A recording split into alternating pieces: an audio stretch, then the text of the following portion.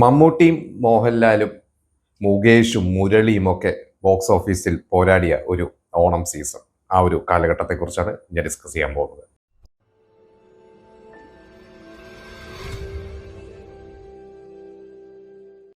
1992 Onam season ഒരുപാട് പ്രത്യേകത നിറഞ്ഞ ഒരു ഓണം സീസണാണ്. കാരണം അതിലെ പല സിനിമകളും അന്ന് തിയേറ്ററിൽ വിചാരിച്ച പോലെ വർക്കാവാത്ത സിനിമകളുണ്ട്. പക്ഷെ ആ സിനിമകളൊക്കെ പിന്നീട് എന്താ പറയുക, ഒരു കൾട്ട് സ്റ്റാറ്റസ് നേടിയ സിനിമകളാവുക, ഇന്ന് നമ്മൾ റിപ്പീറ്റ് ആയിട്ട് കാണുന്ന പല സീൻസ്, പല പാട്ടുകൾ ഒക്കെ ഉള്ള കുറെ സിനിമകളൊക്കെയാണ്.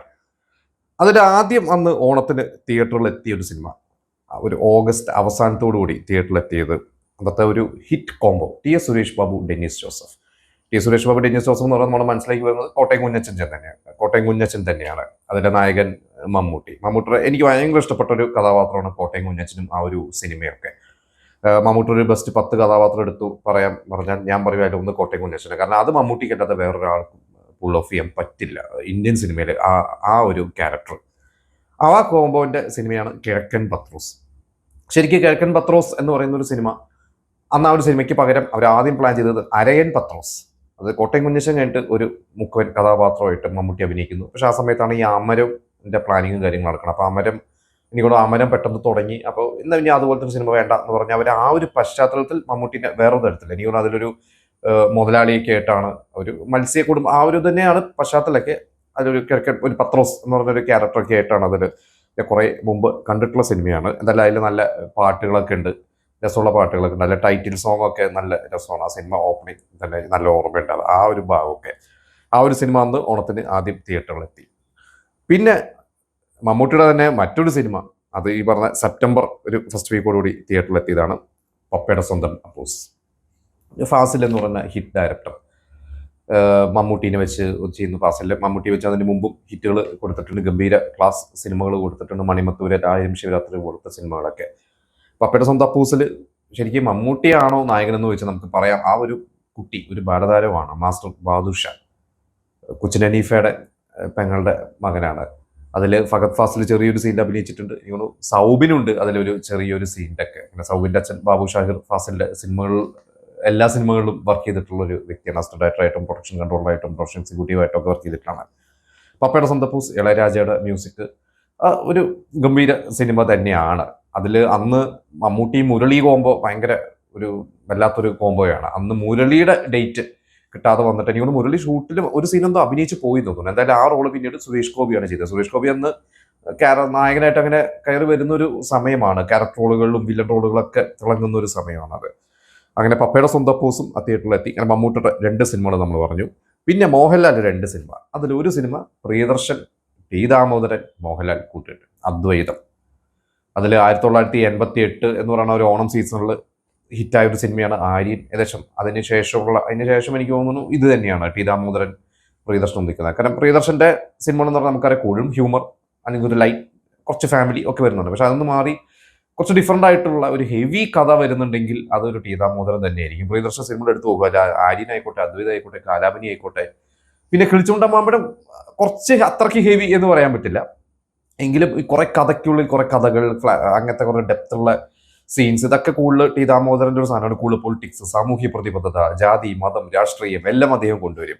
അതുപോലത്തെ ഒരു സിനിമയിൽ നിന്ന് അദ്വൈതം എൻ്റെ ഭയങ്കര ഫേവറേറ്റ് ആയിട്ടുള്ള ഒരു സിനിമയാണ്. കാരണം അതിൽ മോഹൻലാൽ എന്ന് പറയുന്ന ഒരു നടൻ്റെ, നേരത്തെ ഈ പറഞ്ഞ പോലെ കോട്ടയം കുഞ്ഞച്ചനെ കുറിച്ച് ഞാൻ പറഞ്ഞില്ല, മോഹൻലാൽ എന്ന് പറഞ്ഞ നടൻ്റെ ഒരു മികച്ച 10 കഥാപാത്രം എടുക്കാൻ പറഞ്ഞാൽ പെട്ടെന്ന് അതിൽ അദ്വൈതവും ഞാൻ പറയും. കാരണം അതൊരു ഗംഭീര സീൻ. അതിലൊരു 2 സീൻ എനിക്ക് എടുത്തു പറയാനുള്ള, ഒന്ന് മോഹൻലാലിന്റെ അച്ഛൻ്റെ കഥാപാത്രം, പഴയ കാല നടൻ രാഘവൻ. അദ്ദേഹം വർഷങ്ങൾക്ക് ശേഷം മകനെ തേടി സഹായം തേടി വരുമ്പോൾ തിരിച്ചൊരു മറുപടി പറയുന്നൊക്കെ ഉണ്ട്. അതിൽ ഒരു നിസ്സഹായാവസ്ഥയും ഒരു ക്രൂരതയും എല്ലാം നിറഞ്ഞ ഒരു ഭാവമാണ് മോഹൻലാലിൻ്റെ. അതുപോലെ തന്നെ ജയറാം മരിച്ച ശേഷം എം ജി സോമന്റെ അടുത്ത് പറയുന്ന ഒരു സീനുണ്ട്. ഒരു തെറി പറഞ്ഞിട്ട് എം ജി സോമനോട് പറഞ്ഞ ഒരു പൊട്ടി തെറിക്കുന്ന ഒരു സീനുണ്ട്. എനിക്ക് ഇത് രണ്ടും അതൊരു മോഹൻലാൽ തന്നെ അത് ചെയ്യാൻ പറ്റുള്ളൂ. മമ്മൂട്ടിയൊക്കെ ചെയ്താൽ വേറെ തരത്തിലായിരിക്കും. പക്ഷേ ഇതൊരു അതിഗംഭീരമായിട്ടുള്ള ഒരു പെർഫോമൻസ് തന്നെയാണ്. അതൊരിക്കലും ഒരു ഡയറക്ടർക്ക് ഒന്നും പറഞ്ഞു കൊടുക്കാനൊന്നും പറ്റില്ല. അത് മോഹൻലാൽ തന്നെ ചെയ്ത് ഉണ്ടാക്കിയൊരു ഇമ്പാക്ട് തന്നെയാണെന്നാണ് ഞാൻ വിശ്വസിക്കുന്നത്. അങ്ങനെയാണ് അദ്വൈതം സിനിമ. പിന്നെ ജയറാം പ്രിയദർശന്റെ ഒരേ ഒരു സിനിമയിൽ അഭിനയിച്ചിട്ടുള്ളൂ. മോഹൻലാൽ ജയറാം കൂട്ടുകെട്ട് നല്ലൊരു കൂട്ടുകെട്ടാണ്. അതിനുശേഷം 2020 ചൈന ടൗണിലൊക്കെ കണ്ടിട്ടുണ്ട്. പക്ഷെ നല്ലൊരു രസമുള്ള കൂട്ടുകെട്ടായിരുന്നു. അത് അദ്വൈതത്തിലും ജയറാമിന് നല്ലൊരു വേഷം തന്നെയാണ് കിട്ടിയത്. പിന്നീട് ഒരു പ്രിയദർശന സിനിമയൊന്നും മോഹൻ ജയറാമിന് ചെയ്യാൻ പറ്റിയിട്ടില്ല. പിന്നെ യോധയിൽ ആ സിനിമ എടുത്ത് നോക്കിയാൽ പ്രഗത്ഭരാണ്.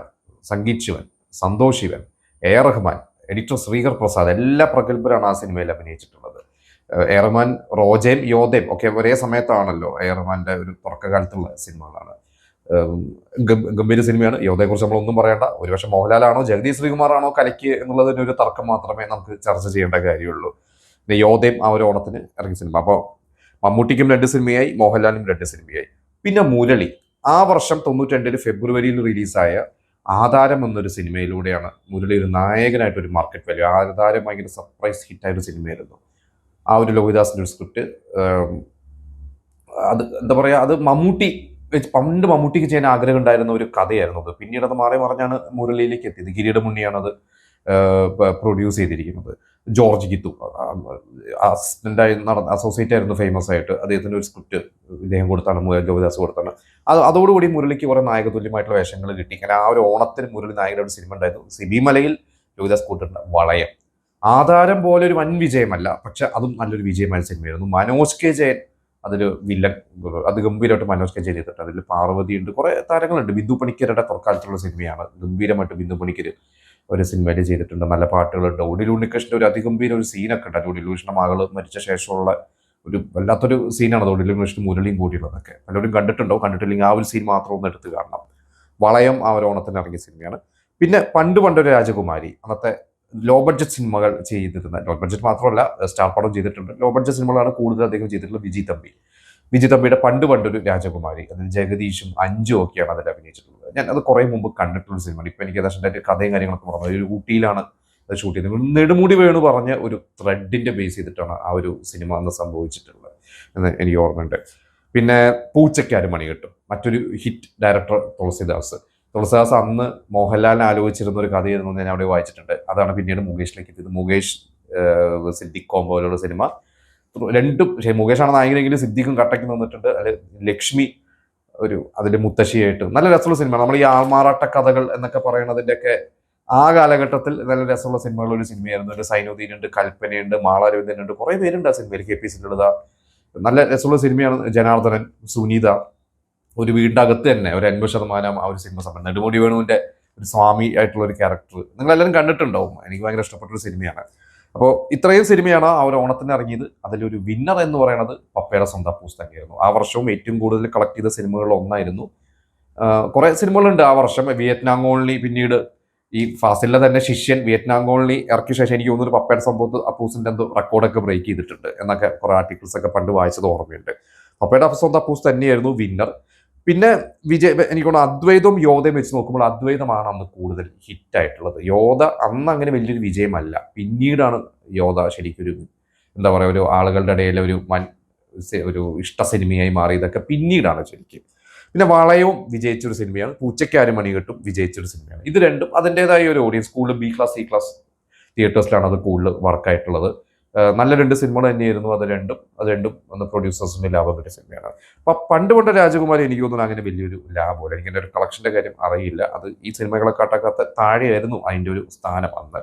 കിഴക്കൻ പത്രോസും നല്ലൊരു ഇനീഷ്യൽ കളക്ഷൻ കിട്ടി, പക്ഷെ അതൊരു ആവറേജിൽ ഒതുങ്ങിപ്പോയി തോന്നുന്നു. കാരണം ഈ പറഞ്ഞ പപ്പയുടെ സ്വന്തം അപ്പൂസും യോധയും അദ്വൈതത്തിന്റെ ഇടയിൽ പിന്നെ ഓഗസ്റ്റ് അവസാനം ഇറങ്ങി ഈ മറ്റു സിനിമകളൊക്കെ ഇറങ്ങുന്നതിന് മുമ്പുള്ള ഒരാഴ്ച ഗ്യാപ്പ് കിട്ടിയപ്പോൾ അതിൽ കുറച്ചൊരു കളക്ഷൻ കിട്ടിയിട്ടുണ്ട്. ഇതിൽ കിഴക്കൻ പത്രോസ് ഞാൻ തിയേറ്റർ കണ്ട ഓർമ്മയുണ്ട്. തൃശ്ശൂർ സ്വപ്ന തിയേറ്ററിലാണ്. യോധ തിയേറ്റർ കണ്ടിട്ടുണ്ട്, തൃശ്ശൂർ ജോസ് തിയേറ്ററാണ്. പപ്പയുടെ സ്വന്തം അപ്പൂസ് രാമദാസ് തിയേറ്ററാണ്. അതും വന്ന് തിയേറ്ററിൽ കണ്ടിട്ടുണ്ടെന്ന് തോന്നുന്നു. ഇപ്പോൾ നമുക്ക് ഓർമ്മ കിട്ടുന്നില്ല. അദ്വൈതം രാഗം തിയേറ്ററിലാണ് അന്ന് ഇറങ്ങിയത് തൃശ്ശൂർ. പക്ഷെ ഞാനത് തിയേറ്ററിൽ കണ്ടിട്ടില്ല, ഒരു കാസ്റ്റാണ് കണ്ടിരിക്കുന്നത്. പിന്നെ പൂച്ചയ്ക്കാരും മണി കെട്ടും അന്ന് ഇതുപോലെ സ്വപ്ന തിയേറ്ററിലാണ് അത് റിലീസായത്. പക്ഷെ ആദ്യം കിഴക്കൻ പത്രോസും പിന്നെ അതൊക്കെ കഴിഞ്ഞ് കുറച്ച് കാലം കഴിഞ്ഞിട്ടാണ് തോന്നുന്നു പൂച്ചക്കാരും മണിക്കൂട്ടും 2-3 ആഴ്ച കഴിഞ്ഞിട്ടൊക്കെയാണ് ഇറങ്ങിയിട്ടുള്ളത്. വളയം എനിക്ക് ഓർമ്മയില്ല തിയേറ്ററിൽ ഇറങ്ങിയത്. വളയവും പൂച്ചക്കാരും മണിക്കൂട്ടൊക്കെ പിന്നീട് TV-യിലാണ് കണ്ടിട്ടുള്ളത്. പണ്ട് രാജകുമാരി എപ്പോഴോ TV-യിൽ കണ്ടിട്ടുണ്ട്, പിന്നെ കണ്ടതായിട്ട് ഓർമ്മയില്ല. പൂച്ചക്കാരും മണിക്കൂട്ടും ഞാൻ ആദ്യമായിട്ട് ദൂരദർശനിലാണ് കാണുന്നത്. അന്ന് ദൂരദർശനിൽ ഞായറാഴ്ച സിനിമ ഇടുമല്ലോ, അന്നാണ് ആദ്യമായിട്ട് കാണുന്നത്. പിന്നീട് പലപ്പോഴായിട്ട് പൂച്ചക്കാരും മണിക്കൂട്ടും കണ്ടിട്ടുണ്ട്. വളയവും അതുപോലെ തന്നെ ഒരിക്കൽ TV-യിൽ വന്നപ്പോഴാണ് കണ്ടിട്ടുള്ളത്, പിന്നീട് പലപ്പോഴും കണ്ടിട്ടുണ്ട്. അപ്പോൾ ഇതൊക്കെയാണ് ആ ഒരു ഓണം സീസണിലെ എൻ്റെ അറിവുകളും എൻ്റെ എക്സ്പീരിയൻസുകളും. നിങ്ങളുടെ അനുഭവങ്ങൾ നിങ്ങൾ ഷെയർ ചെയ്യുക.